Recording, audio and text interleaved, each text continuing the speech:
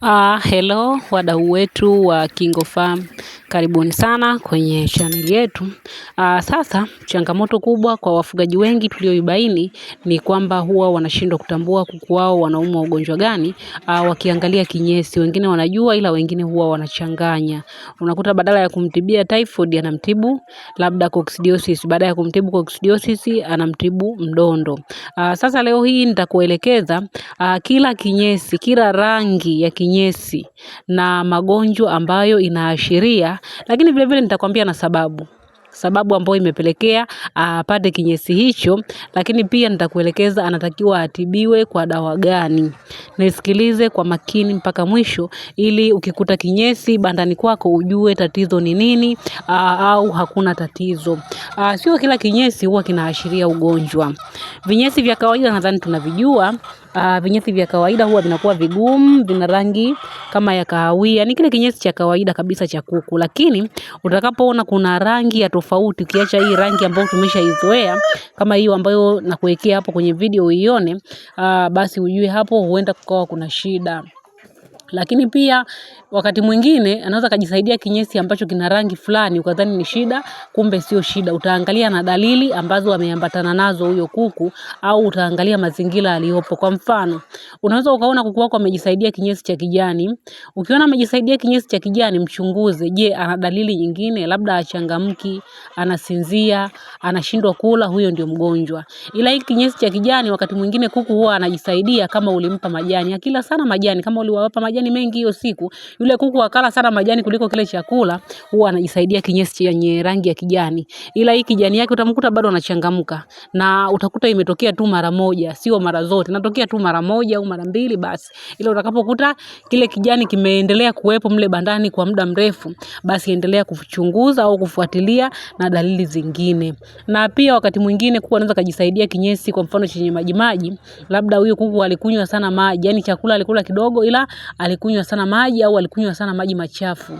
Utakuta kama tumbo lake linakuwa halijakaa sawa, ila huyu huwa anatibiwa, lakini sio ugonjwa ambao ni serious sana. Ni ukimwahi tu kumtibu huwa anapona. Sasa tuanze na kinyesi cha kwanza ambacho kama ukikiona bandani kwako, basi ujue kuku wako wana shida. Rangi ya kwanza ni rangi ya njano. Kinyesi cha rangi ya njano huwa hakiwi cha kawaida. Utakapokuta rangi ya njano, hiyo sio kawaida.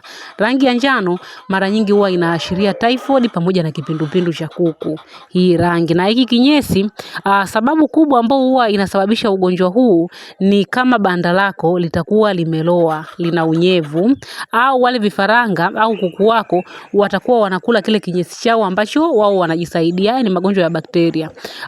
Au pia kwenye chakula chao kama kimevunda, kimeharibika yani, au kama kina unyevu. Umewapa chakula chenye unyevu kwa muda mrefu, kuku huwa inapelekea kupata kipindupindu au typhoid, na utakachojua ni hii rangi ya njano. Inaweza kuwa ya njano yenyewe kama yenyewe, au ikawa ya njano ambayo imeambatana na kijani iliyopauka, sio kijani iliyokolea. Kama kijani iliyopauka na njano, hii njano inaweza kupauka au kukolea. Hiki sio kinyesi cha kawaida. Na magonjwa kama haya, kipindupindu pamoja na typhoid, yanatibiwa na dawa ambazo zina asili ya sulfa.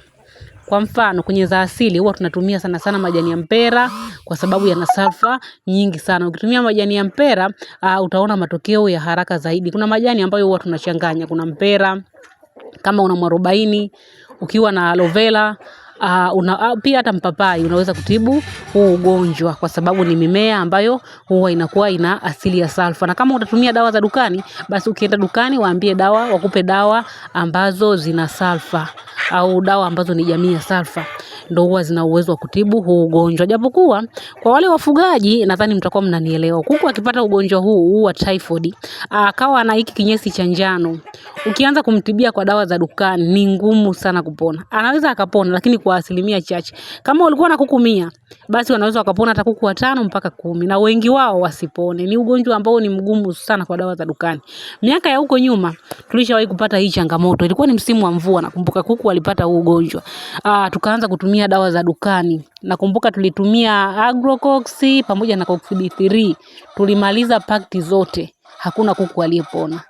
tulifanya kila tuliloliweza, lakini hakuna kuku aliyepo. Lakini tulipokuja kwenye hizi tiba za asili, tulipokuja tu kuweka majani ya mpera tukachanganya na vile vingine ambavyo vinatibu typhoid, kuku walipona. Na kwa wafugaji wenzangu, nadhani mtakuwa mnaelewa hili tatizo la ugonjwa wa njano au kinyesi cha njano, na usipokuwa makini kuku huwa wanakufa. Kwa sababu sisi huo mwaka nakumbuka kuku wengi walikufa. Nadhani ulikuwa kwenye mwaka 2021. Kuku wengi sana walikufa kwa sababu ya kinyesi, na tulikuwa tukitumia hizi za dukani. Lakini pia kinyesi cha pili ambacho kinaashiria ugonjwa ni rangi ya kijani. Ukiona rangi ya kijani kwa kuku wako, angalia ni rangi ya kijani lakini imeambatana na dalili gani. Rangi ya kijani yenyewe kama yenyewe inaashiria kideri au mdondo. Dalili ambazo utaona, utakuta wakisinzia, kuna wakati akikohoa, anakuwa anakohoa mara moja, anasinzia hali vizuri, hachangamki, basi ujue hicho ni kideri. Na huu ugonjwa huwa unatokea tu kama mlipuko. Kuna msimu ambao yale majani yanakuwa yanaanza kutoka yale maua, kuku huwa wanapata sana kideri. Sasa hiki hakinaga dawa ya dukani. Tunatumiaga tu tiba za asili. Japokuwa ukienda dukani utapewa OTC kwa ajili ya kupunguza makali. Haya ni magonjwa ya virusi. Kwa hiyo ili kupunguza yale makali watakupa OTC. Kwa dawa za asili nadhani kwa wale wenye kitabu chetu mnaona kuna michanganyo mingi sana, kama michanganyo 5 hivi ambayo inatibu kideri. Nakushauri uwe na kile kitabu cha tiba za asili kwa sababu kitakusaidia kujua tiba za magonjwa yote. Kuna magonjwa kama haya yenyewe hayanaga dawa za dukani, ila ukitibu kwa tiba za asili siku 3 tu wanakuwa wameshapona. Lakini ni vizuri sana ukao unaendelea kuwapa chanjo za asili pamoja na chanjo ya dukani kwa ajili ya kukinga huu ugonjwa. Huu ugonjwa ni hatari sana. Huwa unaua kwa 99%. Yaani kama ulikuwa na kuku wako 100, basi wanaweza wakaondoka kuku 99 kwa huu ugonjwa kama usipokuwa makini kuwatibia mapema kwa hizo tiba za asili. Na kinyesi cha 3 ambacho kinaashiria ugonjwa ni nyeupe. Hii nyeupe mara nyingi huwa inaweza ikawa nyeupe alafu inagandia nyuma. Ikiwa nyeupe alafu inagandia nyuma, huu ni ugonjwa wa pollulam. Huwa wanapata sana vifaranga. Wakati mwingine wanapata wale kuku wanaotaga. Na kama kuku alikuwa anataga akapata ugonjwa huu, basi hata lile yai lake ukilitolesha yatoka kifaranga ambaye ana huu ugonjwa wa pollulam. Kwa dawa za dukani huwa tunatumia sana amprolium kwenye kutibu ugonjwa, lakini kwa dawa za asili nadhani ni majani ya mpapai, kitunguu saumu, tangawizi na pilipili. Ndio huwa tunatibia, lakini vile vile kwa dawa hizi za asili huwa tunatumia pia mafuta ya alizeti. Mafuta ya alizeti tunaweka kwenye maji yao ya kunywa, wanapona ndani ya siku 3. Na kinyesi kingine ambacho huwa kinaashiria ugonjwa ni ile rangi ya kahawia.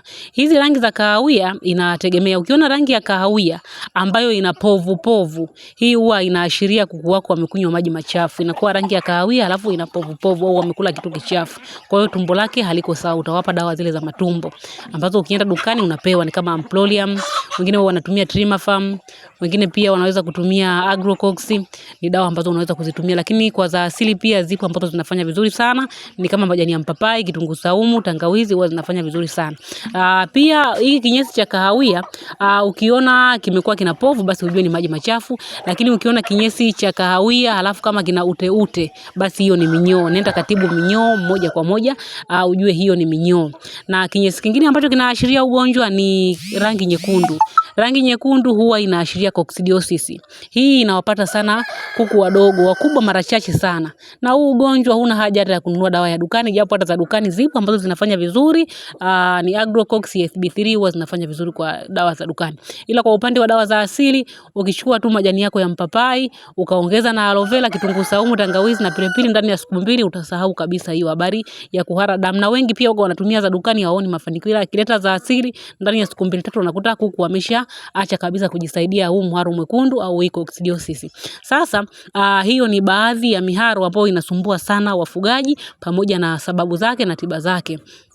Tunakushauri ununue kile kitabu chetu cha tiba za asili ili uweze kutengeneza madawa mengi zaidi, uweze kupambana na magonjwa mengi, lakini vile vile uwaimarishie kuku wako kinga za miili yao. Lakini pia tuna vitabu vingine, tuna ufugaji bora wa kuku wa kienyeji, safari ya ufugaji, tuna ufugaji wa broiler na tuna mwongozo maalum wa ufugaji wa kutumia tiba za asili. Kila kitabu ni shilingi 10,000 tu. Pia kwa wale wanaotengeneza incubator za box, tuna kitabu ambacho kinaelekeza kutengeneza incubator ya box, nacho ni shilingi 10,000. Hivi vitabu vyetu ni soft copy. Ukilipia tunakutumia papo hapo kwa njia ya WhatsApp, au kama una email tunakutumia kwenye email yako. Lakini vile vile tuna kundi la mafunzo ambalo ada yake ni shilingi 8,000. Ukilipia utaweza kuuliza maswali, utaweza kupewa ushauri, lakini pia utapewa elimu ya uleaji wa vifaranga kuanzia wakiwa wadogo mpaka wanakuwa wakubwa kwa shilingi 8,000 tu kwa muda wa miezi 2. Pia sisi KingoFarm tunauza incubator, tunatengeneza incubator nzuri zenye viwango ambazo zina uwezo wa kutotolesha mayai kwa 99% kama yai lako litakuwa limepandwa vizuri. Tetea alipandwa vizuri na jogoo, utapata vifaranga hata wote. Incubator hizi tunasafirisha mikoa yote Tanzania na nje ya Tanzania. Kama unahitaji huduma zetu, chukua namba kwenye video na utupigie au ututumie ujumbe.